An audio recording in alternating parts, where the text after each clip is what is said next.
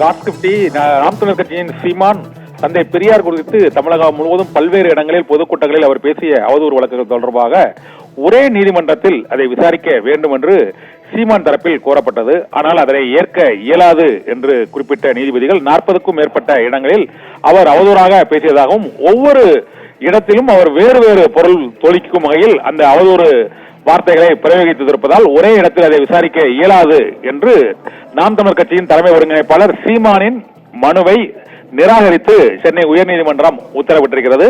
தந்தை பெரியார் குறித்து பல்வேறு காவல் நிலையங்களில் பதியப்பட்ட அனைத்து வழக்குகளையும் ஒரே நீதிமன்றத்தில் ஒரே வழக்காக விசாரிக்க வேண்டும் என்று சீமான் தரப்பில் கோரப்பட்டது. அந்த மனுவை விசாரித்த நீதிபதிகள் அவ்வாறு ஏற்க இயலாது என்றும் ஒவ்வொரு மாவட்டத்திலும் தந்தை பெரியார் கொடுத்து வேறு வேறு பொருள்களின் அடிப்படையில் வேறு வேறு அவதூறு கருத்துக்களை அவர் தெரிவித்திருக்கிறார் என்பதால் அது தொடர்பாக அந்தந்த மாவட்டங்களில் தான் அவர் விளக்கம் அளிக்க வேண்டும் என்றும் 40க்கும் மேற்பட்ட வழக்குகள் பல்வேறு காவல் நிலையங்களில் சீமான் மீது அளிக்கப்பட்ட புகார்களின் அடிப்படையில் தந்தை பெரியார் திராவிடர் கழகம் உள்ளிட்ட பல்வேறு அமைப்புகளின் சார்பாக அந்த புகார்கள் அளிக்கப்பட்டிருக்கின்றன.